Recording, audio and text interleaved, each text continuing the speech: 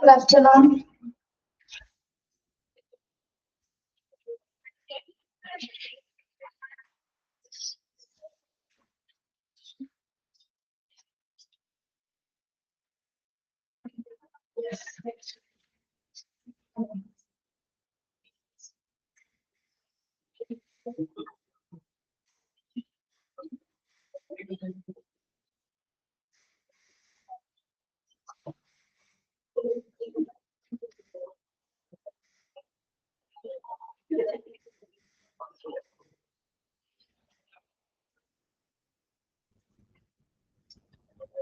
Good afternoon.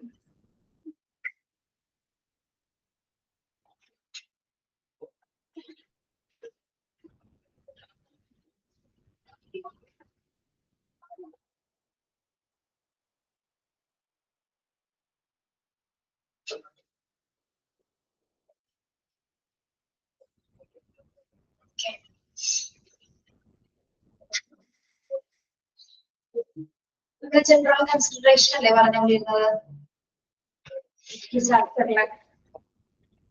പറഞ്ഞു ഏതൊക്കെ medical സ്റ്റാഫുകളാണെന്നല്ലേ പറഞ്ഞത് ആ ഒരു സമയത്ത് എത്തിച്ചേരേണ്ടതെന്ന്? പാരഗ്രാഫല്ലേ പറഞ്ഞത്? അതായത് മുകളിൽ പറഞ്ഞിരിക്കുന്ന എല്ലാ ജീവനക്കാരും നമ്മള് ആ ഒരു ഡിസാസ്റ്റർ പീരീഡില് ഏകദേശം ഒരു 15 മിനിറ്റ്സ് 20 മിനിറ്റ്സിനുള്ളിൽ തന്നെ എന്താണ് ഓരോ ഡിപ്പാർട്ട്മെന്റ്സിലേക്ക് എത്തിച്ചേരുക. അവിടെ വരെയാണ് പറഞ്ഞല്ലേ? ഓർമ്മയുണ്ടോ?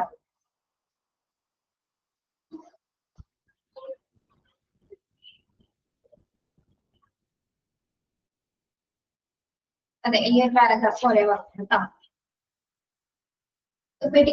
നെക്സ്റ്റ് സ്പെഷ്യൽ കൺസിഡറേഷൻ കൊടുക്കേണ്ട ഏരിയാസിലെ കുറച്ച് കാര്യങ്ങൾ കൂടി ഉണ്ട്. The medical superintendent or a member of the medical staff, afternoon. The medical superintendent or a member of medical staff nominated by him would be responsible for determining the priority for treatment and evaluation. Okay.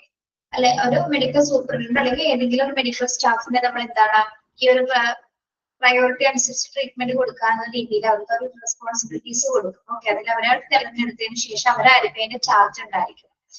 The importance of triage is realized. The nursing superintendent would be responsible for allocation of nursing and paramedical staff. Okay. അപ്പൊ ഈ ഒരു സമയത്താണ് നമ്മുടെ ട്രയേജിന്റെ ആ ഒരു process importance ആണ് നമുക്ക് മനസ്സിലാക്കുന്നത്. അപ്പൊ ഈ മെഡിക്കൽ നഴ്സിംഗ് സൂപ്രണ്ടന്റ് ആയിരിക്കുള്ള ആവശ്യമുള്ള ജീവനക്കാർ, പ്രത്യേകിച്ച് ഏതൊക്കെ ഫ്ലോറിലേക്ക് നഴ്സിംഗ് സ്റ്റാഫുകൾ ആവശ്യമുണ്ട്. അവരിപ്പോ പാരാമെഡിക്കൽ സ്റ്റാഫുകള്, നഴ്സിംഗ് സ്റ്റാഫുകളൊക്കെ നമ്മള് ആ ഒരു റിസർവ് സ്റ്റാഫ്, നഴ്സിംഗ് സ്റ്റാഫ് എന്ന് പറഞ്ഞ നമ്മള് എന്താണ് ലോജിസ്റ്റിക് പ്ലാനിംഗ് എന്ന ഒരു ഭാഗത്ത് പഠിച്ചിട്ടുണ്ട് ഡിസാസ്റ്ററിന്റെ. ഓക്കെ, എത്ര സ്റ്റാഫുകൾ, അതായത് അധിക സ്റ്റാഫുകളെ ഓരോ ഫ്ലോറുകളിലും നിർത്തേണ്ട ചെക്ക് ലിസ്റ്റ് ആരുടെ കയ്യിലായിരിക്കും? ഒരു നഴ്സിംഗ് സൂപ്രണ്ടന്റിന്റെ കയ്യിലായിരിക്കും അതിന്റെ ലിസ്റ്റ് ഉണ്ടായിരിക്കും. ആ ലിസ്റ്റ് പ്രകാരം എന്താണ് എവിടെയൊക്കെയാണ് അധിക നഴ്സുകളെ നമ്മൾ അലോട്ട് ചെയ്യേണ്ടത്, അതിനനുസരിച്ച് നഴ്സിംഗ് സൂപ്രണ്ട് ആയിരിക്കുള്ളൂ ഓരോ ഫ്ലോറിലേക്കും ഓരോ നഴ്സിനെയും അല്ലെങ്കിൽ പാരാമെഡിക്കൽ സ്റ്റാഫിനെയൊക്കെ അലോട്ട് ചെയ്യും. ഓക്കെ, ആ ഒരു ഡിസാസ്റ്റർ സിറ്റുവേഷൻസ് മനസ്സിലായോ?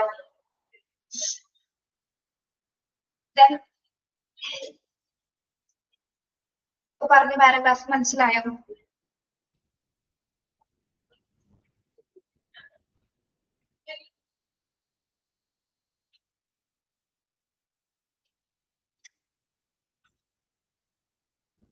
കേൾക്കുന്നില്ലേ നിങ്ങള്?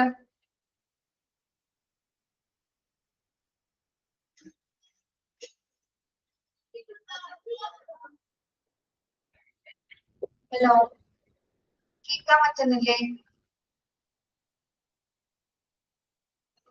പിന്നെ എന്താ മിണ്ടാത്തെ?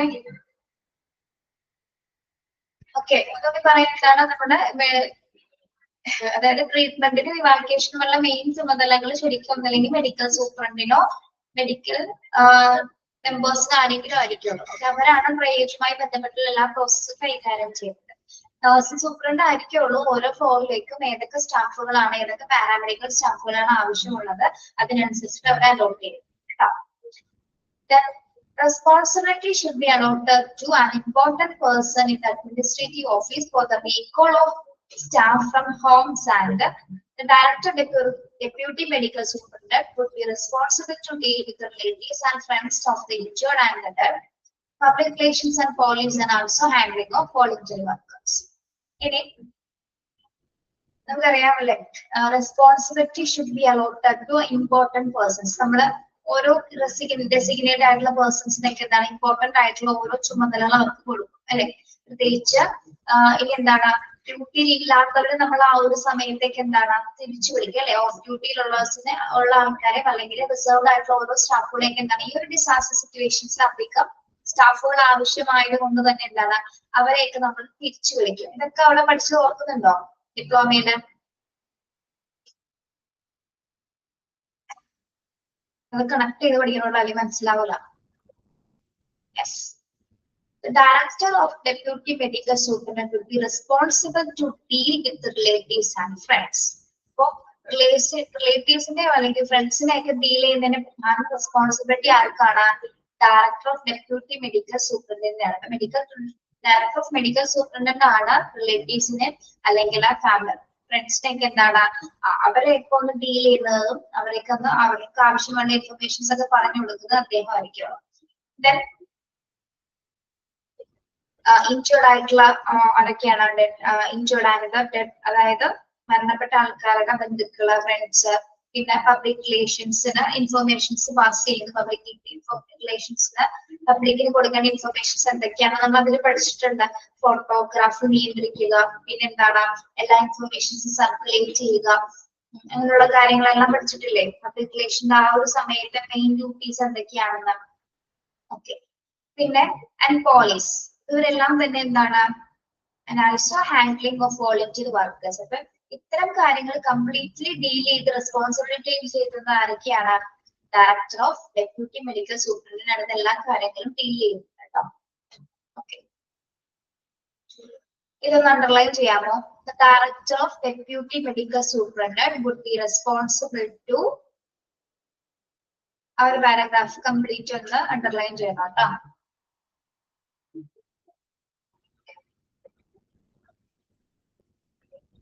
പബ്ലിക് റിലേഷൻസിനെയും പോലീസിനെയും അല്ലെങ്കിൽ ഇൻജേർഡ് ആയിട്ടുള്ള ഫാമിലി മെമ്പേഴ്സിനെയൊക്കെ കൈകാര്യം ചെയ്യുന്നവർ അവരുടെയൊക്കെ റെസ്പോൺസിബിലിറ്റി ആരാണ് വഹിക്കുന്നതെന്ന് ചോദിച്ച ആൻസർ എന്താണ്?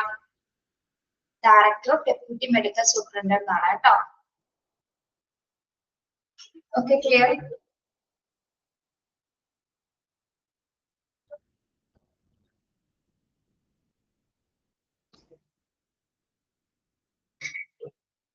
ഇനി sorting out casualties in a disaster situation, the concept of triage. നമ്മള് triage പഠിച്ചിട്ടുണ്ട് അല്ലേ? സോർട്ടിംഗ് പ്രോസസ് ആണ് എന്താ ട്രയേജ് അല്ലെ. സിവിയറിറ്റി നോക്കിയിട്ട് പേഷ്യൻസിനെ സോർട്ട് ഔട്ട് ചെയ്യുന്ന പ്രക്രിയയാണ് എന്താ ട്രയേജ് എന്ന് പറയുന്നത് അല്ലെ. ഓക്കെ, ഇനി നമ്മള് ആ ട്രയേജിന്റെ അടിസ്ഥാനത്തിൽ ട്രയേജ് ഇൻസ്ട്രക്ഷൻസ് പഠിച്ചപ്പോൾ നമ്മൾ പഠിച്ചിട്ടുണ്ട്. ആദ്യം നമ്മൾ എന്താണ് പ്രയോറിറ്റി അനുസരിച്ച് ആൾക്കാരെ ഡിവൈഡ് ചെയ്യുന്നു. പിന്നെ എന്താണ് അനുയോജ്യമായ ടാഗുകൾ കൊടുക്കുന്ന കളർ ടാഗ്സ് കൊടുത്ത് ആരൊക്കെയാന്നുള്ളത് തീരുമാനിക്കുന്നു. പിന്നെ എന്താണ് പല കാറ്റഗറീസിൽ നമ്മൾ ഉൾപ്പെടുത്തുന്നു അല്ലെ. അതായത് കാറ്റഗറി 1, കാറ്റഗറി 2, 3, 4. ഓർമ്മയുണ്ടോ കാറ്റഗറി 1 പഠിച്ചത്? കാറ്റഗറി 1 എന്ന് പറയുമ്പോൾ എങ്ങനെയുള്ള ട്രീറ്റ്മെന്റ്സ് ആണ് കാറ്റഗറി 1-ല്? ഇങ്ങനെയുള്ള ട്രീറ്റ്മെന്റ് ആണ് ഇമ്മീഡിയറ്റ് ട്രീറ്റ്മെന്റ്. കാറ്റഗറി 2-ൽ നമ്മൾ എന്താണ് പഠിച്ചത്? Delayed treatment. കാറ്റഗറി 3-ല് മിനിമൽ ട്രീറ്റ്മെന്റ്. കാറ്റഗറി 4-ല് എക്സ്പെക്ടഡ് ട്രീറ്റ്മെന്റ്. ഓക്കെ, അങ്ങനെയാണ് നമ്മള് പേഷ്യൻസിനെ നമ്മള് കാറ്റഗറൈസ് ചെയ്തത്, സോർട്ട് ഔട്ട് ചെയ്യുന്നത് അല്ലെ. ഓക്കെ, ഇത് നോക്കാം. In the event of disaster involving mass casualties, the demand for treatment has enough available means at every stage in a medical care. Physicians and particular surgeons can be faced with the insolvable problems and must therefore make decisions that are generally no longer in keeping with the rules of conventional medicines. Okay, നമുക്കറിയാലേ mass casualty incidence ഉണ്ടായി കഴിഞ്ഞാൽ ഒരു ഏറ്റവും ബുദ്ധിമുട്ടുള്ള ഒരു difficult situations ആണ് അല്ലെ. Okay, അതായത് വൈദ്യപരിചരണത്തിന്റെ ഓരോ ഘട്ടത്തിൽ മെഡിക്കൽ കെയറിന്റെ ഓരോ ഘട്ടത്തിലും നമ്മൾ ഈ ഒരു സിറ്റുവേഷൻസിൽ എന്താണ് പ്രത്യേകിച്ച് ഏറ്റവും ഡിഫിക്കൽട്ട് സ്റ്റേജ് തന്നെയാണ് ഈ ഒരു സമയത്ത് കടന്നു പോകുന്നത്. അപ്പൊ ഫിസിഷ്യൻസും സർജൻസും ഒക്കെ ഏറ്റവും വലിയൊരു പ്രോബ്ലം തന്നെയാണ് ഈ ഒരു സമയത്ത് ഫേസ് ചെയ്യുന്നത് അല്ലെ. കാരണം പല കാറ്റഗറി ടൈപ്പ് ഓഫ് പേഷ്യൻസ് ആണ് ഈ ഒരു സിറ്റുവേഷൻസിൽ കടന്നു വരുന്നത് അല്ലെ. ഓക്കെ, അപ്പൊ അവരെ സംബന്ധിച്ചിടത്തോളം അവരെ ജീവൻ രക്ഷിക്കാൻ എടുക്കുന്ന ഒരു തീരുമാനത്തില് ശരിക്കും പറഞ്ഞാൽ ഒരു പാളിച്ച പോലും ഉണ്ടാവാൻ പാടില്ല അല്ലെ. അല്ലെങ്കിൽ എന്താണ് ഒരാളുടെ ജീവനാണ് അവിടെ നഷ്ടപ്പെടുന്നത്. മെഡിക്കൽ സിറ്റുവേഷൻസ് എടുത്ത് നോക്കുകയാണെങ്കിൽ ഡിസാസ്റ്റർ എന്നൊരു ഒരു ഡിസാസ്റ്റർ എന്ന ഒരു പ്രക്രിയ സംഭവിച്ചു കഴിഞ്ഞാൽ ഏറ്റവും കൂടുതൽ ക്രിട്ടിക്കൽ സ്റ്റേജ് അനുഭവിക്കുന്ന ഒരു ഘട്ടം എന്ന് പറയുന്നത് മെഡിക്കൽ സെറ്റിംഗ്സ് തന്നെയാണ് അല്ലെ.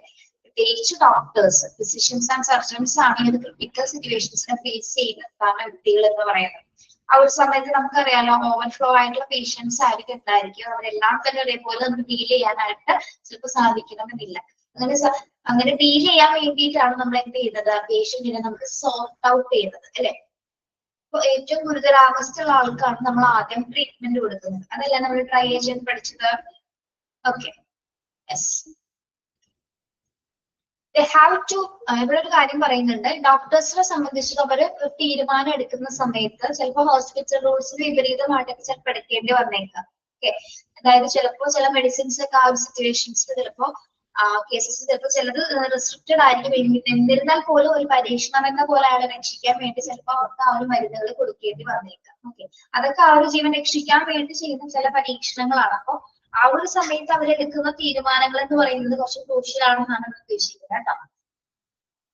Okay, they have to improvise and they may have to make measures which would be the responsible under normal circumstances, but which on the other hand save the lives of larger number of casualties and enable them to be evacuated. Okay, ഇവിടെ ഈ ഒരു situation എന്ന് പറയുമ്പോൾ നമുക്കറിയാം എന്താണ്, maximum life save ചെയ്യാനാണ്. ഒരാളുടെ ജീവൻ മാത്രമല്ല, ഒത്തിരി പേരുടെ ജീവൻ രക്ഷിക്കാനാണ് ആ ഒരു സമയത്ത് അവർ ട്രൈ ചെയ്യുന്നത് അല്ലെ.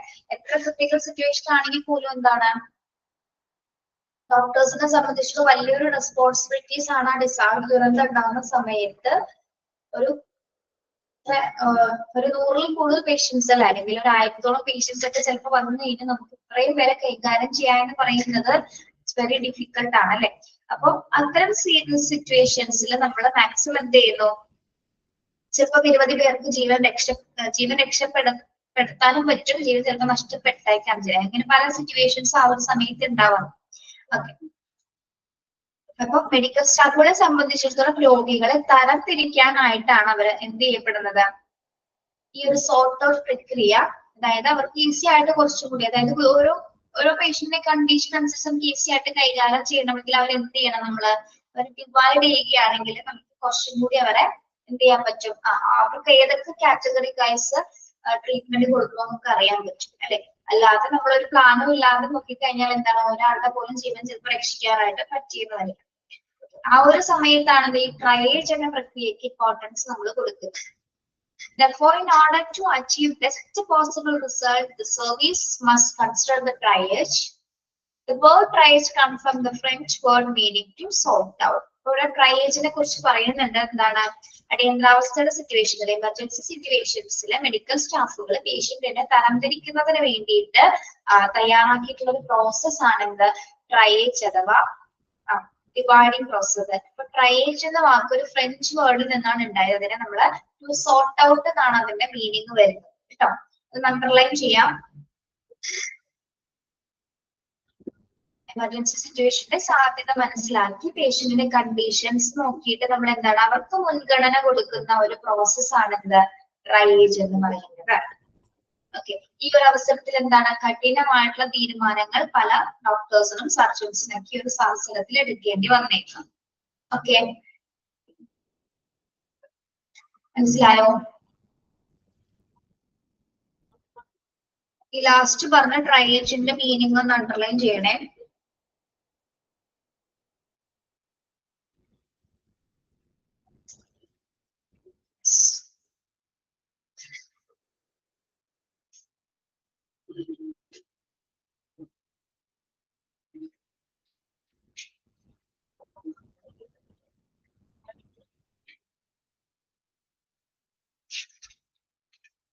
Then triage at site of disaster. നമ്മൾ ഈ ഒരു വീഡിയോസിലൊക്കെ കണ്ടിട്ടുണ്ടാവും അല്ലെ. മെഡിക്കൽ സ്റ്റാഫ്സുകള് ആ ഒരു സിറ്റുവേഷൻസിൽ പേഷ്യൻസിന്റെ റിക്കവർ ചെയ്ത് കൊണ്ടുപോകുന്നത് അല്ലെങ്കിൽ എത്രയും പെട്ടെന്ന് ഹോസ്പിറ്റലിലേക്ക് കൊണ്ടുപോകുന്ന ഒരു പിക്ചർ ആണ് അവിടെ കാണിക്കുന്നത്. അവർക്ക് വേണ്ട ഫസ്റ്റ് എയ്ഡ് കാര്യങ്ങളൊക്കെ കൊടുക്കുന്നതും കാണുന്നുണ്ട് അവിടെ അല്ലെ. ഇതില് ചിലത് മരണപ്പെട്ടിട്ടുണ്ട് അല്ലെ, ചിലത് ഡെഡ് ബോഡീസ് ആണ്, ചിലർക്ക് ട്രീറ്റ്മെന്റ് കൊടുത്തുകൊണ്ടിരിക്കുന്നുണ്ട്, റിപ്പോർട്ട്സ് നോക്കുന്നു. ആ സിറ്റുവേഷൻ കണ്ടോ നിങ്ങള്?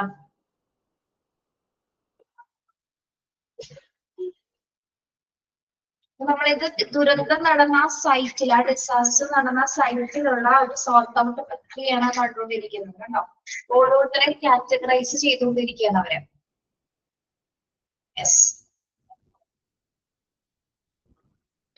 Casualties can be assessed and sorted on the basis of priorities for treatment and evacuation by means of the following procedures, which has been in use in military medicine since the 18th century.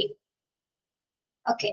ഇത് എന്ത് തരം സംവിധാനത്തിന്റെ ഒരു picture ആണ് നമുക്കറിയാലോ. ഇത് priorities അനുസരിച്ച് പേഷ്യന്റിനെ sort out ചെയ്യുന്ന പ്രക്രിയയാണ് കണ്ടുകൊണ്ടിരിക്കുന്നത്. ഓക്കെ, ഇത് ശരിക്കും പറഞ്ഞാല് മിലിറ്ററി മെഡിസിൻസിന്റെ ഭാഗമായിട്ട് 18th സെഞ്ചുറി മുതൽ എന്താണ് മിലിറ്ററി ഉദ്യോഗസ്ഥരിൽ കണ്ടുവരുന്ന ഒരു സോർട്ട് ഔട്ട് പ്രക്രിയയാണ് കാണിച്ചിരിക്കുന്നത്. ഒരു ഇവാക്യുവേഷൻ പ്രക്രിയയാണ് അവിടെ കാണുന്നത്. ഓക്കെ, നമ്മള് സിനിമകളിലൊക്കെ കണ്ടിട്ടുണ്ടാവും.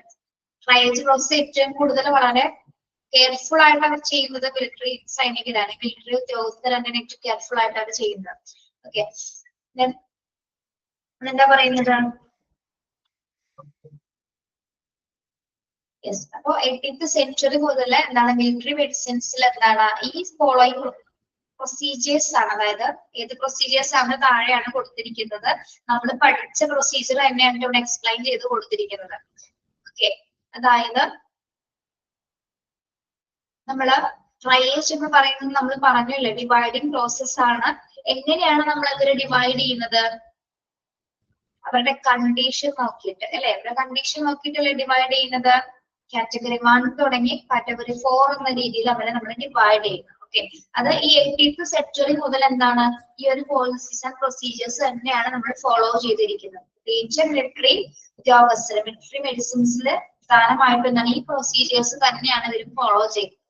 അപ്പൊ as guideline for sorting out mass casualties, the following categories have been established indicating the priorities of medical treatment and evacuation.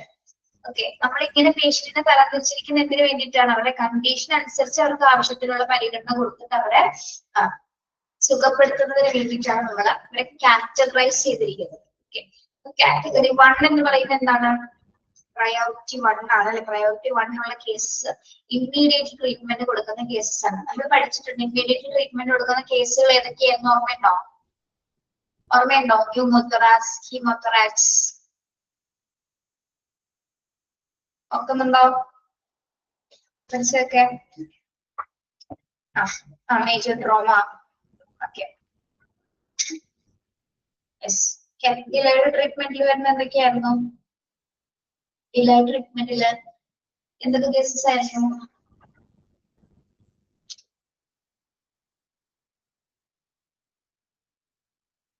Fracture ഒക്കെയാണോ വരുന്നത്? Fracture yes. കാറ്റഗറി 3 മിനിമൽ ട്രീറ്റ്മെന്റിലോ നോൺ ഇഞ്ചേർഡ് ആയിട്ടുള്ള ആൾക്കാർ അല്ലെ. കാറ്റഗറി 4 ആണ് എന്താ എക്സ്പെക്റ്റഡ് ട്രീറ്റ്മെന്റ് എന്ന് പറയുന്നത്. അതായത് അത് ജീവിക്കാൻ സാധ്യതയില്ലാത്ത ആൾക്കാരാണ് കാറ്റഗറി 4 വരുന്നത് അല്ലെ. Okay, experiences has shown that about 20% of the casualties require immediate life-saving treatment. This category 1 includes casualties suffering from severe bleeding from easily accessible sources, obstruction of respiratory tract, pneumothorax, hemothorax, in which case it must establish that the obstruction can be removed in the shortest possible time. Hypovolemic shock, serious injuries to the extremities, facial burns or burns to the upper respiratory tract. Okay, ഇതെല്ലാം പഠിച്ചിട്ടുള്ളതല്ലേ? അപ്പൊ എന്താണ് category 1 പറയുന്നത്? 20% chances ഉള്ളവരാണ് അല്ലെ. 20% ഓർക്കുന്നുണ്ടോ പഠിച്ചത്?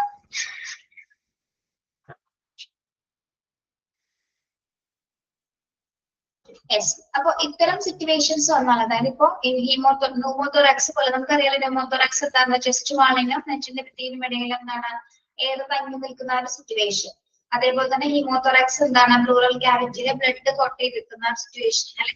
അപ്പൊ ഇത്തരം സാഹചര്യങ്ങളൊക്കെ വരുമ്പോൾ നമ്മൾ ഇത്രയും പെട്ടെന്ന് എന്താണ് ആ ഒരു ഷോർട്ടസ്റ്റ് ആയിട്ടുള്ള സമയം കൊണ്ട് തന്നെ അത് റിമൂവ് ചെയ്യാനായിട്ട് നമുക്ക് പറ്റണം അല്ലെ. അല്ലെങ്കിൽ അവർ അതിൽ നിന്ന് ആ സിറ്റുവേഷൻസിന് മാറ്റാൻ പറ്റുന്നതാണ്. അപ്പൊ മാത്രം അവരെ നമുക്ക് രക്ഷിക്കാനായിട്ട് സാധിക്കും. 50% മാത്രമേ എന്തുള്ളൂ ചാൻസ് ഉള്ള കേസസുകളാണ് അതൊക്കെ. അപ്പൊ എത്രയും ആ ഒരു ഷോർട്ടസ്റ്റ് പീരീഡിൽ അവർക്ക് കൊടുക്കേണ്ട സേവനങ്ങൾ അവർക്ക് കൊടുക്കേണ്ട ട്രീറ്റ്മെന്റ് ഉടനടി സഡൻ ആയിട്ട് തന്നെ നമുക്ക് കൊടുക്കാൻ പറ്റിയാൽ മാത്രമേ ചിലപ്പോൾ ആ പേഷ്യന്റ് രക്ഷപ്പെടുള്ളൂ. ഓക്കെ, അപ്പൊ കാറ്റഗറി 1 ഉൾപ്പെടുന്ന കുറച്ച് കാഷ്വാലിറ്റി സിറ്റുവേഷൻസ് ആണ് എന്ത് ഇപ്പൊ പറഞ്ഞ കേസുകളെല്ലാം തന്നെ. ഇതെല്ലാം നിങ്ങൾ പഠിച്ചിട്ടുള്ളത് കൊണ്ടാണ് പിന്നെ റിപ്പീറ്റ് ചെയ്ത് പറയാത്തത്. ഓക്കെ, ഹൈപ്പോവോളമിക് ഷോക്ക് എന്താണെന്ന് അറിയാലോ. നമുക്ക് കഠിനമായിട്ടുള്ള രക്തനഷ്ടമോ അല്ലെങ്കിൽ നിർജ്ജലീകരണം ഡീഹൈഡ്രേഷൻ പോലെ ഉണ്ടാവുന്ന സിറ്റുവേഷൻസ് ആണ്. പിന്നെ സീരിയസ് ആയിട്ടുള്ള ഇഞ്ചുറീസ്, എക്സ്ട്രീമിറ്റീസ്, ഫേഷ്യൽ ബേൺസ്, നമ്മൾ 2-3 ബേൺസ് എന്നൊക്കെ പഠിച്ചിട്ടുണ്ട് അല്ലെ. പിന്നെ upper respiratory tract, upper respiratory ട്രാക്റ്റിൽ ഉണ്ടാവുന്ന പൊള്ളലുകൾ അല്ലെ. അപ്പർ റെസ്പിറേറ്ററി ട്രാക്ട് എന്ന് പറയുമ്പോൾ എന്തൊക്കെയാണ് നമ്മുടെ മൂക്ക്, വായ, തൊണ്ട ഭാഗങ്ങളൊക്കെ അല്ലെ. ഓക്കെ, അവിടെ ഉണ്ടാകുന്ന സിറ്റുവേഷൻസ് ഒക്കെയാണ് അതിൽ എന്തിൽ വരുന്നത് ബേൺസ് ടു അപ്പർ റെസ്പിറേറ്ററി ട്രാക്റ്റിൽ വരുന്നത്. പിന്നെന്താണ് സിവിയർ ബ്ലീഡിങ്, പിന്നെ ഒബ്സ്ട്രക്ഷൻ ഓഫ് റെസ്പിറേറ്ററി ട്രാക്ട്. എന്താണ് ഒബ്സ്ട്രക്ഷൻ ഓഫ് നമ്മുടെ ശ്വാസോച്ഛ്വാസം തടസ്സപ്പെടുന്ന സിറ്റുവേഷൻ ആണ് കേട്ടോ. ഓക്കെ, ഇത്തരം സാഹചര്യങ്ങളിൽ നമുക്ക് എന്താണ് ഏറ്റവും ക്രിട്ടിക്കൽ സിറ്റുവേഷൻ ആണത്. അതായത് നമ്മൾ കാറ്റഗറി ചെയ്യുമ്പോൾ ഏറ്റവും ഫസ്റ്റ് പ്രയോറിറ്റി വരുന്ന പേഷ്യൻസ് ആണല്ലോ അല്ലെ. അപ്പൊ ഇവർക്ക് ആ ഒരു ഷോർട്ടസ്റ്റ് പീരീഡിൽ നമ്മൾ എന്ത് ചെയ്യാൻ പറ്റണം നമുക്ക് ആ പരിമിതമായ സാഹചര്യത്തിലുള്ള സമയത്തുള്ളവർക്ക് ചികിത്സ കൊടുക്കാൻ പറ്റിയാൽ മാത്രമേ നമുക്ക് ചിലപ്പോൾ എന്ത് ചെയ്യാൻ പറ്റുള്ളൂ രക്ഷപ്പെടുത്താനായിട്ട് സാധിക്കുള്ളൂ. ഓക്കെ, അതാണ് എന്തിൽ വരുന്നത് കാറ്റഗറി 1 വരുന്ന കാറ്റഗറീസ്. ഓക്കെ, ക്ലിയർ ആണോ അത്?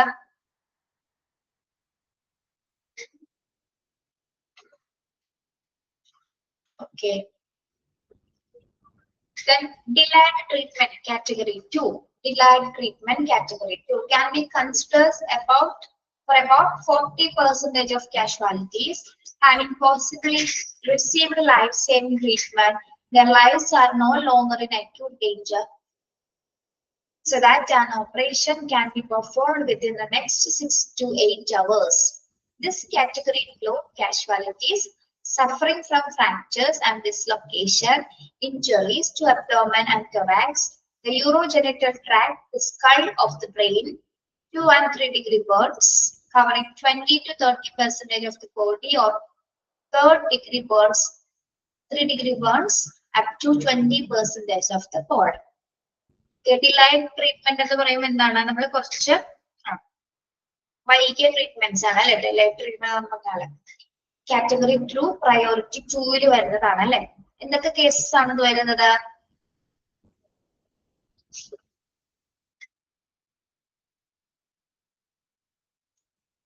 അതായത് നമുക്ക് ഈ ഒരു സിറ്റുവേഷൻ നമ്മൾ പഠിച്ചിട്ടുണ്ട്. എന്തൊക്കെയാണ് ഫ്രാക്ചേഴ്സ് ഉണ്ടായിരിക്കാം, അല്ലെങ്കിൽ അബ്ഡോമൽ ഇഞ്ചുറീസുകൾ, യൂറോജെനിറ്റൽ നമ്മുടെ യൂറിനറി സിസ്റ്റവുമായി ബന്ധപ്പെട്ട ഏതെങ്കിലും ഭാഗങ്ങളിലുള്ള ബുദ്ധിമുട്ടുകള്, പിന്നെ ബ്രെയിൻസിനോ സ്കള്ളിനോ സംഭവിക്കുന്ന സിറ്റുവേഷൻസ്, പിന്നെ ബേൺസ് ആണ് അല്ലെ. 2 and 3 degree നമ്മുടെ ഫസ്റ്റ് നമുക്ക് സ്കിന്നിന് പല ലെയേഴ്സ് ഉണ്ട്. അതില് 3 degree ബേൺസ് എന്ന് പറയുമ്പോൾ എന്താണ് നമ്മുടെ എല്ലാ ലെയറുകളും നശിപ്പിച്ച് കളയുന്ന പൊള്ളലുകളാണ് 3 degree ബേൺസ് എന്ന് പറയുന്നത്. സീരിയസ് കണ്ടീഷൻ ആണ് അല്ലെ. അപ്പൊ ഇത്തരം സാഹചര്യങ്ങളൊക്കെ എന്താണ് നമുക്ക് ചിലപ്പോ ഒരു 6 മണിക്കൂറോ 8 മണിക്കൂറിനുള്ളിൽ എന്താണ് നമ്മൾ ചിലപ്പോ ഒരു എന്ത് ചെയ്യേണ്ടി വരും. ഇത്തരം ചില കേസസുകളിൽ ചെറിയ രീതിയിലുള്ള സർജറീസ് ഒക്കെ ചിലപ്പോൾ ആവശ്യമായിട്ട് വന്നേക്കാം. ചെറിയ രീതിയിൽ, അതായത് ആളുടെ കണ്ടീഷൻ എന്താണോ അതിനനുസരിച്ചിട്ടായിരിക്കും പെർഫോം ചെയ്യുന്നത് കേട്ടോ. ഡിലേറ്ററി അപ്പോൾ നമ്മള് സമയം നോക്കിയിട്ട് ഇത്ര മണിക്കൂർ വെയിറ്റ് ചെയ്തതിനു ശേഷം അല്ലെങ്കിൽ അവർക്ക് സർജറി ആവശ്യമെങ്കിൽ അത് ആവശ്യാനുസരണം നടത്തി കൊടുക്കും. ഓക്കെ, ഡിലേറ്റ് കാറ്റഗറീസിൽ ഉൾപ്പെടുന്നത് ഇത്തരം കേസസുകളാണ്. 20% സോറി 3% ചാൻസ് ഉള്ളവര് 40% ചാൻസ് ഉള്ള കാഷ്വാലിറ്റി സിറ്റുവേഷൻസ് ആണ് ഇതൊക്കെ. ഒന്ന് വായിച്ചു നോക്കോ, ഇപ്പൊ പറഞ്ഞ കാര്യങ്ങളൊന്ന് വായിച്ചു നോക്കിയേ.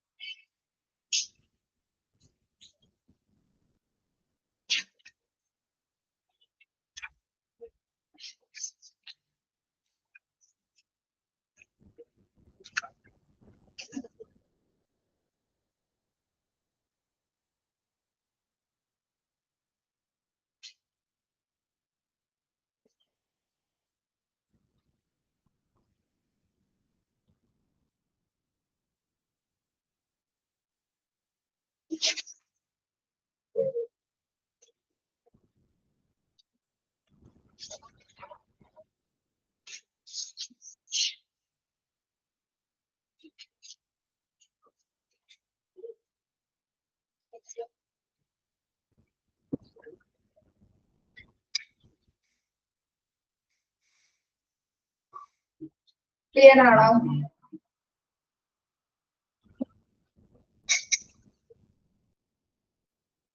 ഇനി ഇവിടെ നെക്സ്റ്റ് പറയുന്നത് സം കാറ്റഗറി 2 എന്ന് പറഞ്ഞ കേസ് ഏതാണെന്ന് ഓർക്കണം കേട്ടോ. ഏതൊക്കെ സിറ്റുവേഷൻസ് ആണ്.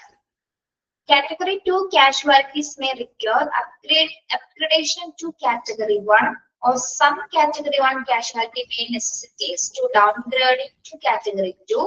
Triage officer will have to be constantly on alert for this. Okay. നമ്മളിപ്പോ 4 രീതിയിൽ പേഷ്യൻസിനെ കാറ്റഗറൈസ് ചെയ്താൽ പോലും ഇപ്പൊ മെയിൻ ആയിട്ട് ഈ 2 കാറ്റഗറി നോക്കാം. ഫസ്റ്റും 2ലും നോക്കാം. ഒന്നാമത്തെ കാറ്റഗറി രണ്ടാമത്തെ കാറ്റഗറി എടുത്താല് ഇവരുടെ കേസസുകളെല്ലാം ഒരേപോലെ ഇരിക്കണമെന്നുണ്ടോ? വ്യത്യാസം വരുമോ? ഇവരുടെ നിലവിലെ കണ്ടീഷൻസിൽ എന്തെങ്കിലും മാറ്റമോ അല്ലെങ്കിൽ കൂടുതലോ കുറവോ വരാൻ സാധ്യതയില്ലേ? ഉണ്ട് അല്ലെ? കാറ്റഗറി 1-ലുള്ളവരെ ചിലപ്പോ നമുക്ക് പതിയെ കാറ്റഗറി 2-ലേക്ക് മാറ്റാം. പക്ഷെ അതേപോലെ തന്നെ എന്താണ് കാറ്റഗറി 2-ലുള്ളവർക്ക് എന്താണ് ചിലപ്പോ സീരിയസ് ആയിട്ടുള്ള എന്തെങ്കിലും കോംപ്ലിക്കേഷൻസ് വന്നാൽ എന്താണ് കാറ്റഗറി 1-ലേക്ക് വരെ നമ്മൾ അപ്ഗ്രേഡ് ചെയ്യേണ്ടി വരും അല്ലെ? ഓക്കെ, യെസ്, മനസ്സിലായോ? അപ്പൊ സം കാറ്റഗറീസിന് എന്താണ് കാറ്റഗറി 1-ലുള്ളത് നമ്മൾ 2-ലേക്ക് മാറ്റേണ്ടി വരും. അത് അവരുടെ കുറവനുസരിച്ച് ഓരോ കണ്ടീഷൻ അനുസരിച്ചാണ് നമ്മൾ ഓരോന്നിനെ സോർട്ട് ഔട്ട് ചെയ്യുന്നതാണ് സോർട്ട് ഔട്ട് ചെയ്യാൻ പറയുന്നത് കേട്ടോ. പിന്നെ അതേപോലെ തന്നെ കാറ്റഗറി 2-ലുള്ളവർക്ക് എന്താണ് ചിലപ്പോ അതൊന്നും പറഞ്ഞത് പ്രെഡിക്റ്റ് ചെയ്യാൻ പറ്റുന്നല്ലോ. ഒരു കാര്യം പ്രത്യേകിച്ച് ഡിസാസ്റ്റർ സംഭവിക്കുമ്പോൾ ഒന്നും നമുക്ക് പ്രെഡിക്റ്റ് ചെയ്യാൻ പറ്റില്ല. ഏതൊക്കെ പേഷ്യൻസ് ഏതൊക്കെ സമയത്ത് ഏതൊക്കെ രീതിയിൽ എന്തൊക്കെ റിയാക്ഷൻസ് ആണ് കാണിക്കുന്നത് അറിയാൻ സാധിക്കില്ല. അപ്പൊ അങ്ങനെ ഒരു സിറ്റുവേഷൻ വന്നേക്കാം. അത് ഈ 2 കാറ്റഗറിയിൽ മാത്രമേ പറ്റുള്ളൂ കേട്ടോ. ബാക്കി നമുക്ക് എന്താണ് എന്തെങ്കിലും ട്രീറ്റ്മെന്റ് കൊടുത്ത് അത് കുറയ്ക്കാനായിട്ട് സാധിക്കില്ല. ബാക്കിയുള്ള കാറ്റഗറീസ് വന്നാൽ ബാക്കി എന്ന് പറഞ്ഞാൽ ഏതാണ് 3 മാത്രം അല്ലെ? 3 മാത്രമേ നമുക്ക് കൺട്രോളിലുള്ളൂ. ബാക്കി 4 എന്ന് പറയുന്നത് എന്താണ് ലൈഫ് സേവ് ചെയ്യാൻ പറ്റാത്ത സിറ്റുവേഷൻസ് ആണ്, എക്സ്പെക്ടഡ് ട്രീറ്റ്മെന്റ് ഉള്ള പേഷ്യൻസ് ആണ്.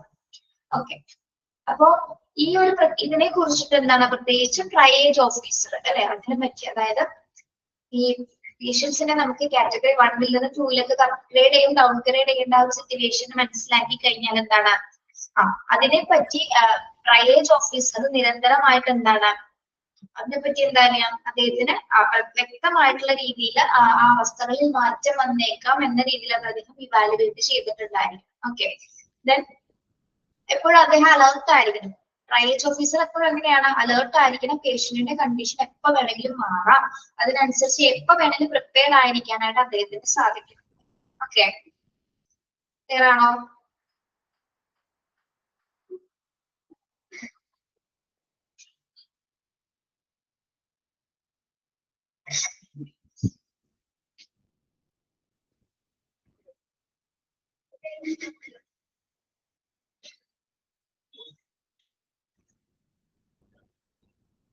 മനസ്സിലായോ വളരെ?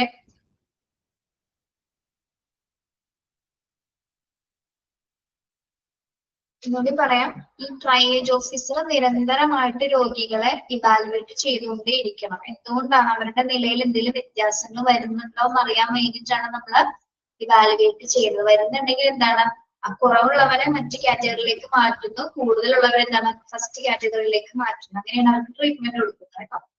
ഓക്കെ, ഇനി മിനിമം ട്രീറ്റ്മെന്റ് കാറ്റഗറി 3 എന്താണ് മിനിമം ട്രീറ്റ്മെന്റ് അല്ലെ? കുറഞ്ഞ ട്രീറ്റ്മെന്റ് കൊടുക്കുന്നത് പ്രത്യേകിച്ച് നോൺ ഇഞ്ചേർഡ് ആയിട്ടുള്ള പേഷ്യൻസ് ആണോ ഇങ്ങനെയുള്ള കാറ്റഗറി ആണെങ്കിൽ വരുന്നത് സീരിയസ്നെസ് കുറഞ്ഞതാണ് അല്ലെ? നമ്മുടെ വലിയ ഡിഫിക്കൽട്ട് സിറ്റുവേഷൻസ് അല്ലല്ലേ ഇതിൽ വരുന്നത്. Category 3 is secured by about 40% casualties. They must be differentiated and selected by the doctor and where necessary move to collecting pause for the slightly wounded. For casualties suffering from minor wounds, fractures of the small bones, sprains or second degree burns covering less than 20% of the body, first aid measures suffice for the time being. they can be given further medical treatment if the situation improve, and once casualties in category 1 and 2 have been attended to. Okay. Minimum treatment എന്ന് പറയുമ്പോൾ എന്താണ്? About 40% എന്താണ് priorities ആണ് ഇവിടെ വരുന്നത് അല്ലെ. അതായത് അധികം വലിയ പരിക്കുകളല്ല, സ്ലൈറ്റ്ലി ആയിട്ടുള്ള ബുദ്ധിമുട്ട് മാത്രമല്ല, ചെറിയ രീതിയിലുള്ള പരിക്കുകളാണ് സംഭവിക്കുന്നത്. പ്രത്യേകിച്ച് മൈനർ ആയിട്ടുള്ള ബുക്സുകള്, ഫ്രാക്ചറുകള്, ചെറിയ ബോൺസില് അല്ലെ, ചെറിയ ബോണുകൾക്ക് ഫ്രാക്ചർ, പിന്നെ ചെറിയ ഉളുക്ക് അല്ലെ, സ്ട്രെയിൻ ഉണ്ടാകുന്നത്, പിന്നെ സെക്കൻഡ് ഡിഗ്രി ബേൺസ് അല്ലെ, 2 ഡിഗ്രി ബേൺസ്, അതായത് ലെസ് ദാൻ 20% ഓഫ് ദ ബോഡിയിൽ സംഭവിക്കുന്ന കവർ ചെയ്യുന്ന തരം പൊള്ളലുകള്, ഇതിനൊക്കെ നമുക്ക് എന്താണ് ഒരു ഫസ്റ്റ് എയ്ഡ് മെഷേഴ്സ് മാത്രം കൊടുക്കാൻ പറ്റുന്ന കേസസുകളാണ് അല്ലെ. ഓക്കെ അല്ലെ, ഫസ്റ്റ് എയ്ഡ് മാത്രം കൊടുക്കാൻ പോലെ ഇത്തരത്തിലുള്ള കേസസുകള്.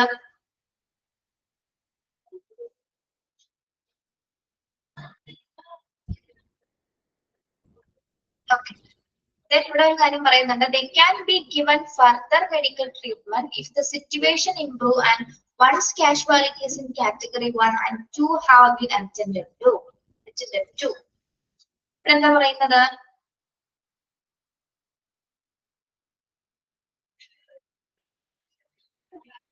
വായിച്ചു നോക്കിയാ പോയിന്റ്.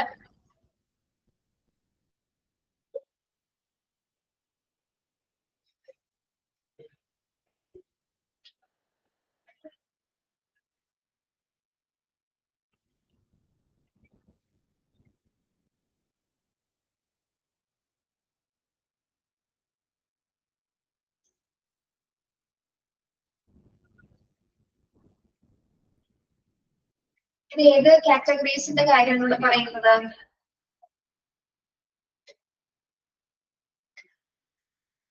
കാറ്റഗറി 1ലെയും 2ലെയും പേഷ്യൻസ് അല്ലെ, അവരുടെ സിറ്റുവേഷൻസ് ഇംപ്രൂവ് ആകുന്നതിനനുസരിച്ച് എന്താണ് അവർക്ക് ഫർദർ ആയിട്ടുള്ള മെഡിക്കൽ ട്രീറ്റ്മെന്റ്സ് പിന്നെ നമ്മൾ കൊടുത്താലും മതി. അതായത് ചികിത്സ നമുക്ക് എന്താണ് അവർക്ക് ആവശ്യത്തിനനുസരിച്ച് പിന്നെ കൊടുത്തത്, അതായത് അവർ പ്രോപ്പർ ആയിട്ടാണ് ഇരിക്കുന്നെങ്കിൽ, അതെന്താ ഇവിടെ പറഞ്ഞെനിക്ക് മനസ്സിലായില്ല കേട്ടോ.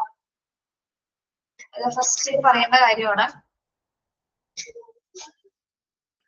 കാറ്റഗറി 1ലും 2ലുള്ള പേഷ്യൻസ് ഗ്രോ ആയി കഴിഞ്ഞാൽ നമ്മൾ എന്ത് ചെയ്യണം, അവരുടെ സിറ്റുവേഷൻ അനുസരിച്ച് അവർക്ക് ഫർദർ ട്രീറ്റ്മെന്റ് കൊടുത്താലും മതിയാവും. ഓക്കെ, അപ്പൊ മിനിമം ട്രീറ്റ്മെന്റിൽ വരുന്ന കാറ്റഗറി എന്തൊക്കെയാണെന്ന് ഓർത്ത് വെക്കണം, അത് മാത്രം നോക്കിയാൽ മതി കേട്ടോ.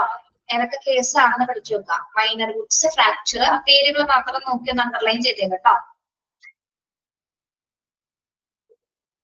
അതൊക്കെയാണ് minor Woods, fractures, sprains, second degree burns.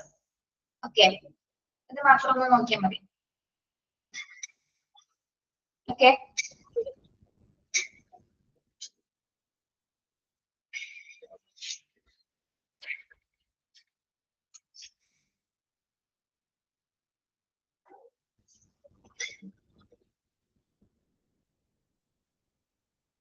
Clear ആണോ?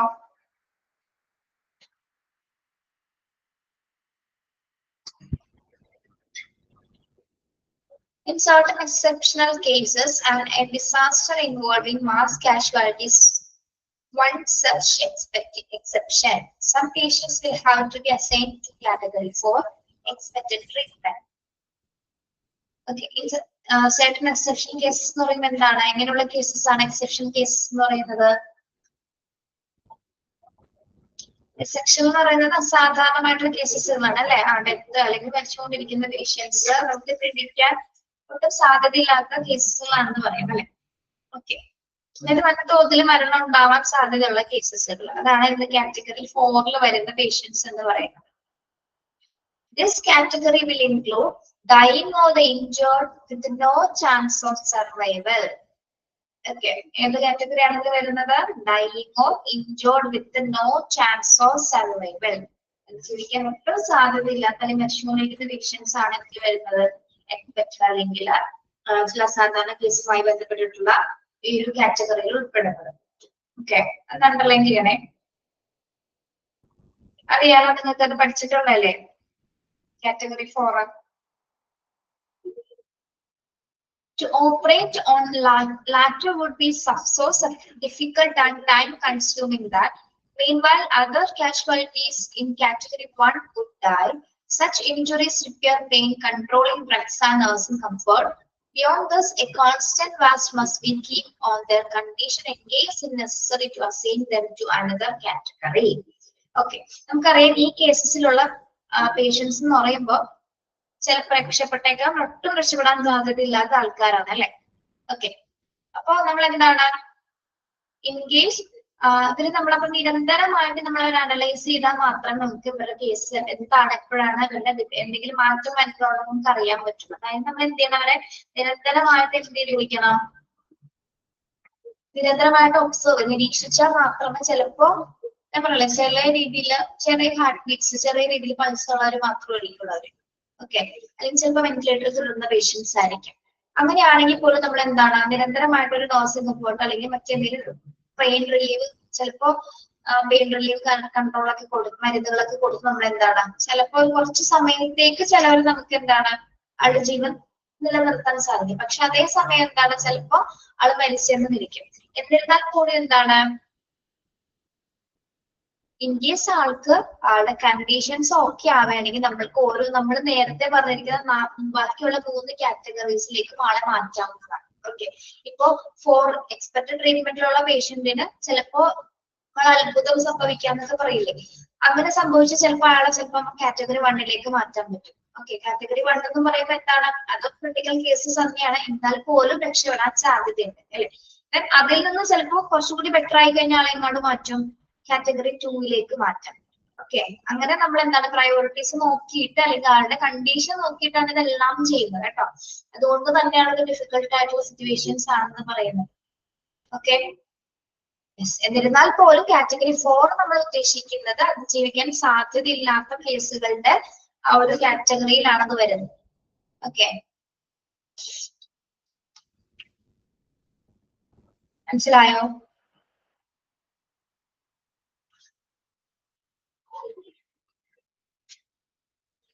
This triage process represents the most important and difficult task and can only be entrusted to highly experienced physician or surgeon familiar with the procedure. He must make decisions quickly, often under considerable pressure, and must have a wide specialist knowledge and the courage of his convictions. Okay. അപ്പോ ഇങ്ങനെയുള്ള പ്രത്യേകിച്ച് 4ാമത്തെ കാറ്റഗറിയിലുള്ള പേഷ്യൻസിനെയൊക്കെ കൈകാര്യം ചെയ്യുന്ന സമയത്തും first കാറ്റഗറിയിലുള്ള പേഷ്യന്റിനെ കൈകാര്യം ചെയ്യുന്ന സമയത്ത് എന്താണ് ഒരു സാധാരണ ഡോക്ടേഴ്സിന് ചിലപ്പോ പറ്റിയെന്ന് സ്കിൽഫുൾ ആയിട്ടുള്ള എക്സ്പീരിയൻസ്ഡ് ആയിട്ടുള്ള ഡോക്ടേഴ്സിന് മാത്രമേ അല്ലെങ്കിൽ ഫിസിഷ്യൻസിനോ സർജൻസിന് മാത്രമേ ആ പ്രൊസീജിയേഴ്സ് കംപ്ലീറ്റ് ആയിട്ട് അല്ലെങ്കിൽ സക്സസ്ഫുൾ ആയിട്ട് ചിലപ്പോൾ ചെയ്ത് തീർക്കാൻ പറ്റിയെന്ന് വരുള്ളൂ അല്ലെ. സാധാരണ ഒരു ചെറിയ ഒരു അധികം പരിചയസമ്പന്നനല്ലാത്തൊരു ഡോക്ടറിന് ഇത് കൈകാര്യം ചെയ്യാൻ പറ്റും തോന്നുന്നുണ്ടോ? ചെറിയ രീതിയിലുള്ള കാര്യങ്ങൾ ചെയ്യാൻ പറ്റുമായിരിക്കും, പക്ഷെ ഹൈലി റിസ്ക് ഉള്ള കേസസുകൾ അവർക്ക് ചെയ്യാൻ പറ്റില്ല. പ്രത്യേകിച്ച് എങ്ങനെയുള്ളവർക്ക് പറ്റുള്ളൂ, ഹൈലി എക്സ്പീരിയൻസ് ആയിട്ടുള്ള ഡോക്ടേഴ്സിനോ സർജൻസിനോ മാത്രമേ ആ ഒരു പ്രൊസീജിയേഴ്സ് കംപ്ലീറ്റ് ചെയ്യാനായിട്ട് സാധിക്കുള്ളൂ. ഓക്കെ, അപ്പൊ അവരെ സംബന്ധിച്ചിടത്തോളം എന്താണ് ഇത് ഏറ്റവും ബുദ്ധിമുട്ടുള്ള ഒരു സിറ്റുവേഷൻസ് ആണ്. അപ്പൊ അവരുടെ തീരുമാനത്തിന് അവിടെ ഇമ്പോർട്ടൻസ് ഉണ്ട് അല്ലെ. ആ ഡോക്ടർ എന്താണോ തീരുമാനിക്കുന്നത് അതിനനുസരിച്ചിട്ടായിരിക്കും ആ പേഷ്യന്റിന്റെ നില അല്ലെങ്കിൽ എന്താണ് പേഷ്യന്റ് ലൈഫ് അവിടെ സേവ് ചെയ്യപ്പെടുന്നത്. ആ സമയത്തും ഡോക്ടേഴ്സിനും ഒരു ധൈര്യം ആവശ്യമാണ് അല്ലെ. അവരൊരാളുടെ ജീവൻ രക്ഷിക്കുക എന്ന് പറയുന്നത് നിസ്സാര കാര്യമല്ല അല്ലെ. അത്തരം കണ്ടീഷൻസിൽ അവരവിടെ എടുക്കുന്ന തീരുമാനം വളരെ ധൈര്യപൂർവമായി എടുക്കുമ്പോൾ മാത്രമേ എന്താണ് ആളുടെ ലൈഫ് അവിടെ നമുക്ക് സേവ് ചെയ്യാനും കൂടി സാധിക്കുന്നുണ്ട് അല്ലെ. ഓക്കെ, അപ്പൊ ഏറ്റവും കൂടുതൽ ഏറ്റവും ധൈര്യത്തോടുള്ള തീരുമാനം എടുക്കുന്ന ഒരു സിറ്റുവേഷൻ കൂടിയാണ് ട്രയേജിലെ ആ ഒരു ഓരോ ട്രീറ്റ്മെന്റ്സ് അനുസരിച്ച് നമ്മൾ ഓരോരുത്തരെ സോർട്ട് ഔട്ട് ചെയ്യുന്നത്.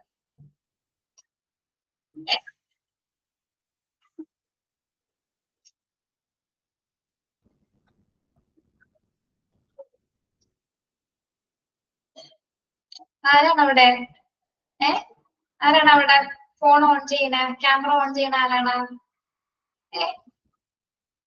അമ്മ പഠിക്കട്ടെ കേട്ടോ കുറച്ചു നേരം.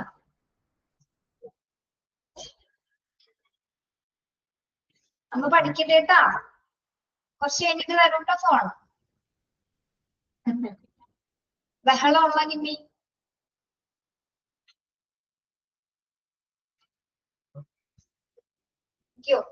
ഫോൺ എവിടെയെങ്കിലും മാറ്റി വെച്ചോളൂ.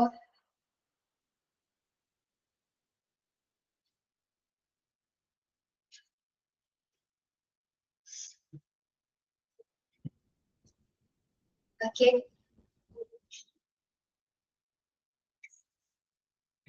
ട്രയേജ് പ്രോസസ്സിലാണ് ഡോക്ടേഴ്സിനെ സംബന്ധിച്ചിടത്തോളം അവരുടെ ഡിഫിക്കൽട്ട് ആയിട്ടുള്ള ടാസ്കുകൾ കൈകാര്യം ചെയ്യുന്നത് അല്ലെ.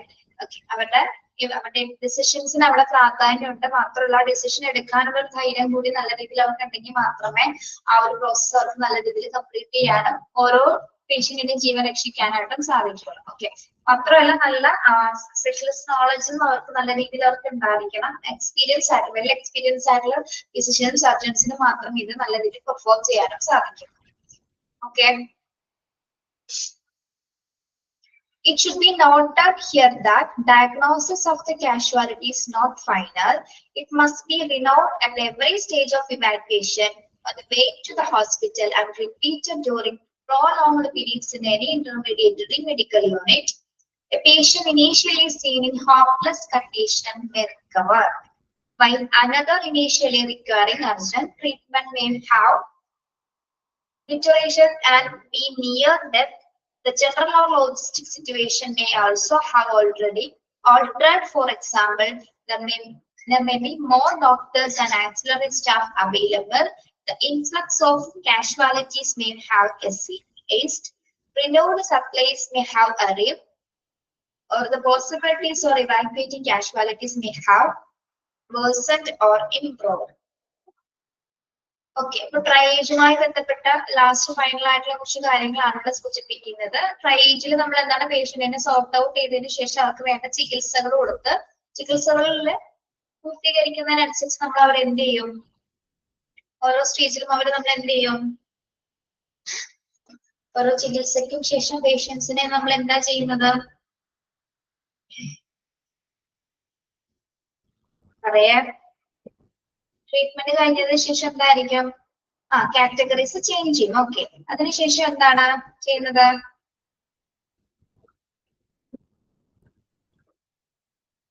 ഇവിടെ നമുക്ക് പ്രത്യേകമായിട്ട് ഡിസ്ചാർജ് ആണ്. ഓക്കെ, പ്രത്യേകമായിട്ട് ഡയഗ്നോസ് ചെയ്യാൻ പറ്റില്ല അല്ലെ, എന്താണ് ആൾക്ക് എന്നുള്ളത് പെട്ടെന്നൊന്നും നമുക്ക് ചിലപ്പോ ഡയഗ്നോസ് ചെയ്യാൻ പറ്റുന്നില്ല. രോഗനിർണയം കുറച്ച് ശരിക്കും പറഞ്ഞാൽ അസാധ്യമാണ്. കാരണം നമ്മൾ പറഞ്ഞ പോലെ ഓരോ പേഷ്യന്റിന്റെയും നില പെട്ടെന്ന് മാറിക്കൊണ്ടിരിക്കും. അപ്പൊ നമുക്ക് ഡയഗ്നോസ് ചെയ്യാന്ന് പറയുന്നത് എന്താണ്, അതൊരു അന്തിമമായിട്ട് തീരുമാനമല്ല. Okay, it must be renowned at every stage evacuation on the way of the hospital and repeated during prolonged periods and intermediate medical units.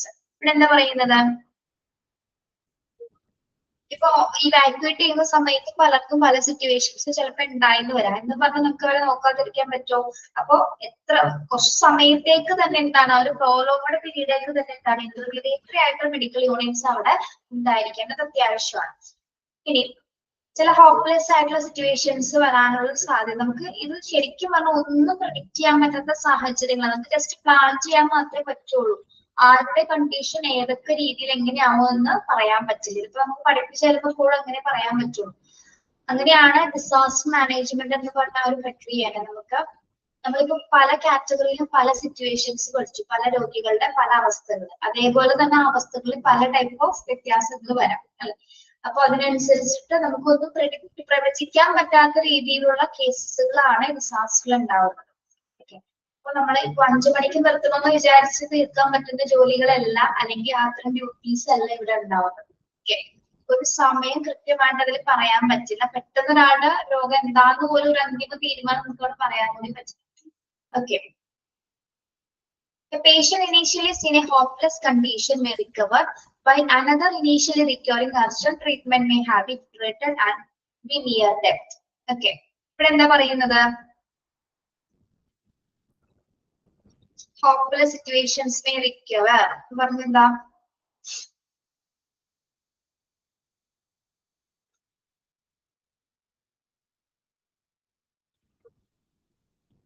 ചിലപ്പോ ചില സിറ്റുവേഷൻസിൽ എന്താണ് ട്രീറ്റ്മെന്റ് കൊടുത്തിരിക്കുന്ന സമയത്ത് ഹോപ്ലെസ് കണ്ടീഷനുള്ള പേഷ്യൻസ് ആണെങ്കിൽ ചിലപ്പോ എന്താണ് ഒരു അർജന്റ് സിറ്റുവേഷൻ, ചിലപ്പോൾ അയാൾ മരണപ്പെട്ടേക്കാം. ഒന്നും പറയാൻ പറ്റില്ല അല്ലെ. ചിലപ്പോ ഒരു കുഴപ്പമില്ലാത്ത ആളെന്താണ് പെട്ടെന്ന് അധികം ആളുടെ കണ്ടീഷൻസ്, ചിലപ്പോൾ ഇന്റേണൽ ആയിട്ട് എന്തെങ്കിലും ഓർഗൻസിന് തകരാറുകൾ ഉണ്ടെങ്കിൽ നമുക്ക് ചിലപ്പോൾ പുറമെ ചിലതൊന്നും അറിയാൻ സാധിക്കില്ല ചില സിറ്റുവേഷൻസ്. അപ്പൊ ചിലപ്പോൾ ഒരു കാരണമില്ലാതെ തന്നെ ചിലപ്പോൾ എന്താണ് അയാൾ ചെറിയൊരു രീതിയിൽ ഹാർട്ട് അറ്റാക്ക് ആയിരിക്കാൻ പറ്റുന്നത് അല്ലെ, അങ്ങനെയൊക്കെ മരണപ്പെട്ടേക്കാം.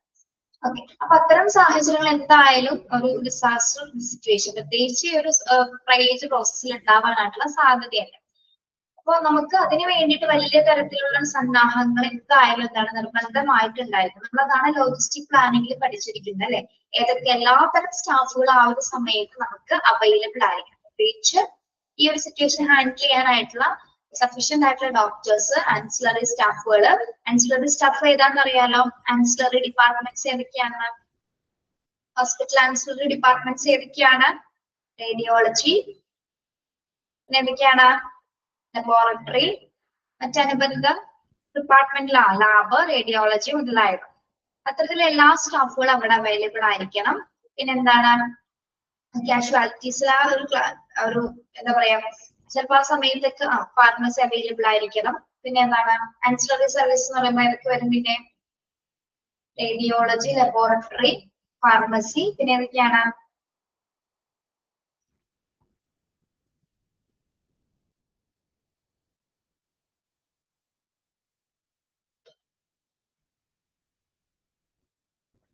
Okay, yes. ഈ ഒരു സമയത്ത് എന്താണ്, ചിലപ്പോൾ നമുക്ക് ഇതിന്റെ ചിലപ്പോൾ ലഭ്യതകൾ കുറഞ്ഞേക്കാം, അല്ലെങ്കിൽ ചിലപ്പോൾ ആവശ്യത്തിനുള്ള സ്റ്റാഫുകൾ ഉണ്ടാവില്ല, ഡോക്ടേഴ്സ് ഉണ്ട്. അതായത് ഓരോരുത്തരുടെ കണ്ടീഷൻ അനുസരിച്ച് നമ്മൾ ഓരോ ഡിപ്പാർട്ട്മെന്റ്സിലേക്ക് മാറുന്നതിനനുസരിച്ച് എന്താണ് പലതരത്തിലായിട്ടുള്ള സാഹചര്യങ്ങൾ ഉണ്ടായിരിക്കും. ചിലപ്പോൾ ഇത്രത്തോളം സപ്ലൈസസ് അല്ലെങ്കിൽ മറ്റ് റിസോഴ്സസ് ഒക്കെ നമ്മൾ അവൈലബിൾ ആക്കി വെച്ചിരുന്നാൽ പോലും ചില സമയത്ത് എന്താണ് കിട്ടാതെ വന്നേക്കാം. പിന്നെ the possibilities of evacuating casualties may have worsened or improved എന്ന് പറഞ്ഞ എന്താണ്, ആ ഒരു സമയത്ത് നമ്മൾ ആ പേഷ്യൻസിനെ ഒഴിപ്പിക്കുന്ന സമയത്തും ചിലപ്പോൾ ഇവാക്യുവേറ്റ് ചെയ്യുന്ന സമയത്തും അവിടുത്തെ സാഹചര്യങ്ങൾ ചിലപ്പോൾ വഷളായിരിക്കാം, ചിലപ്പോൾ ഇമ്പ്രൂവ് ആയിരിക്കും. അപ്പൊ ചിലപ്പോൾ ഒന്നും പറയാൻ പറ്റില്ല, അതാണ് കേട്ടോ. അതായത് ഈ പേഷ്യൻസിനെ നമ്മൾ ഇവാക്യുവേറ്റ് ചെയ്യുന്ന സിറ്റുവേഷൻസിൽ എത്രത്തോളം സ്റ്റാഫുകൾ ഉണ്ടെങ്കിൽ പോലും, എത്രത്തോളം റിസോഴ്സസുകൾ ഉണ്ടെങ്കിൽ പോലും എന്താണ് അവിടുത്തെ സിറ്റുവേഷൻ ചിലപ്പോ വഷളായേക്കാം, ചിലപ്പോ എന്താണ് ഇംപ്രൂവ് ആയേക്കാം. ഇതെല്ലാം തന്നെ എന്താണ് ഒരിക്കലും നമുക്ക് പ്രവചിക്കാൻ പറ്റാത്ത രീതിയിലാണ് ഡിസാസ്റ്റർ മാനേജ്മെന്റ് അല്ലെങ്കിൽ പ്രത്യേകിച്ച് ഒരു ട്രയലേജ് പ്രോസസ്സ് കടന്നു പോകുന്നത് കേട്ടോ. ഓക്കെ,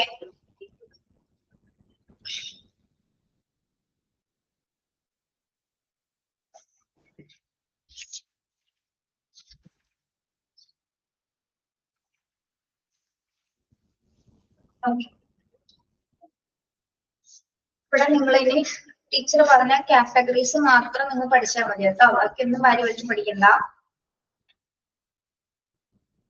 ഈ 4 കാറ്റഗറീസിൽ എന്തൊക്കെ വരുന്നു എന്ന് മാത്രം പഠിക്കാം. പിന്നെ ഈ ഒരു പോയിന്റ് കൂടി ഒന്ന് ഓർക്കണം കേട്ടോ. ട്രയലേജ് ഓഫീസറിന്റെ പ്രത്യേകമായിട്ട് അദ്ദേഹത്തിന്റെ നിരീക്ഷണം എങ്ങനെയാണെന്നാണ് കേട്ടോ.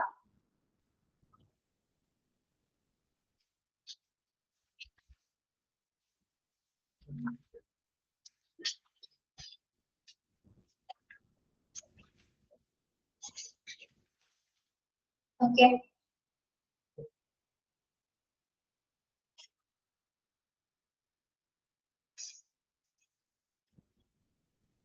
നെക്സ്റ്റ് വരുന്നത് ജസ്റ്റ് സ്റ്റാർട്ട് ചെയ്തോട്ടെ, എടുക്കുന്നില്ല. Medical command post. Medical command post നമ്മൾ ഇതേപോലെ വേറൊരു സംഭവം പഠിച്ചിട്ടുണ്ട്. എന്താണത് ഓർമ്മയുണ്ടോ? HIS ആണ് ICS എന്ന് പറഞ്ഞ് പഠിച്ചിട്ടുണ്ടോ? HIS, ICS. ICS എന്താണ്? ICS അറിയാലോ, ഇൻസിഡന്റ് കമാൻഡ് സിസ്റ്റം. ഒക്കെ മറന്നുപോയാ? Incident command system. HIS എന്ന് പറയുമ്പോൾ എന്താണ്? Hospital incident command system. Okay, yes. Establishment of Medical Command Post, MCP. An expansion പഠിക്കണം കേട്ടോ. MCP, Medical Command Post. At the disaster site greatly facilitates the operation of the total plan. The MCP coordinate medical operation, establishes triages, decide on the appropriateness and location of fielding pressing stations, assigned and operation of the ambulance dispatch area. The MCP must have a direct communication link with the resource hospital which coordinates the hospital-based aspects of these operations. Medical command post എന്ന് പറയുന്നത് എന്താണ്? Hospital ഫെസിലിറ്റീസും ഓപ്പറേഷൻസും, അതായത് ഫെസിലിറ്റീസും പലവിധ സൗകര്യങ്ങളുമായി ബന്ധപ്പെട്ടിട്ടുള്ള എല്ലാത്തരം operations ആണ് ഇവർ കൈകാര്യം ചെയ്യുന്നത്. ടോട്ടൽ പ്ലാൻസ് കൈകാര്യം ചെയ്യുമ്പോൾ അതിന്റെ എസ്റ്റാബ്ലിഷ്മെന്റ്സ് ഒക്കെ ചെയ്യുന്നത് മെഡിക്കൽ കമാൻഡ് പോസ്റ്റ് അഥവാ MCP ആണ്. ഓക്കെ, അപ്പൊ പലതരത്തിലാണ് അവർ കോർഡിനേറ്റ് ചെയ്യുന്നത്. ഏതൊക്കെ രീതിയിലാണ്? മെഡിക്കൽ ഓപ്പറേഷൻസ്, പിന്നെ ട്രയലേജസ് എസ്റ്റാബ്ലിഷ് ചെയ്യുന്നത്, പിന്നെന്താണ് മറ്റ് ഡ്രസ്സിംഗ് സ്റ്റേഷൻസുമായി ബന്ധപ്പെട്ടിട്ടുള്ള ലൊക്കേഷൻസുകൾ കൊടുക്കുന്നത്, പിന്നെന്താണ് ആംബുലൻസ് ഡിസ്പാച്ച് ഏരിയ, ഇതൊക്കെ പ്ലാൻ ചെയ്യുന്നതും അറേഞ്ച് ചെയ്യുന്നതൊക്കെ ആരാണ്? MCP ആണ്, മെഡിക്കൽ കമാൻഡ് പോസ്റ്റ് ആണ് ഇതൊക്കെ അറേഞ്ച് ചെയ്യുന്നത്. ഓക്കെ, ഇനി മാത്രമല്ല hospital with coordinate the hospital-based aspect of all these operations. MCP has the direct communication link with the resource hospital. MCP അതായത് മെഡിക്കൽ കമാൻഡ് പോസ്റ്റ് ആണ് ഡയറക്റ്റ് ആയിട്ടുള്ള communication links പ്രത്യേകിച്ച് hospital based ആയിട്ട് എല്ലാ aspects ഓപ്പറേഷൻസും കൈകാര്യം ചെയ്യുന്നതിൽ പ്രധാന പങ്ക് വഹിക്കുന്ന ആരാണ്? MCP ആണ് കേട്ടോ. അപ്പൊ മെഡിക്കൽ കമാൻഡ് പോസ്റ്റ് എന്നുള്ളത് ഇമ്പോർട്ടന്റ് ആയിട്ട് പഠിക്കാനുള്ള ഒരു കാര്യമാണ്. എക്സ്പാൻഷൻ പഠിക്കണം കേട്ടോ. ഓക്കെ, ഏതൊക്കെ രീതിയിൽ എന്തൊക്കെ കാര്യങ്ങളാണ് അത് കോർഡിനേറ്റ് ചെയ്യുന്നതെന്ന് ഒന്നുകൂടി നോക്കി വെക്കുക. അടുത്ത ക്ലാസ്സിൽ ഒന്നുകൂടി പറയാട്ടോ. അതാ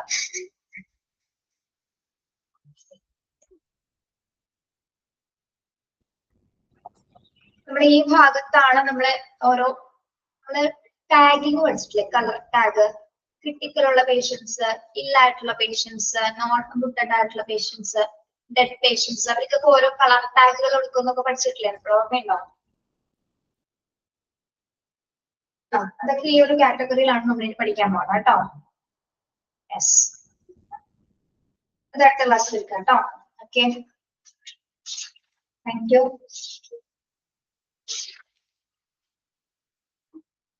Thank you. Have a nice day.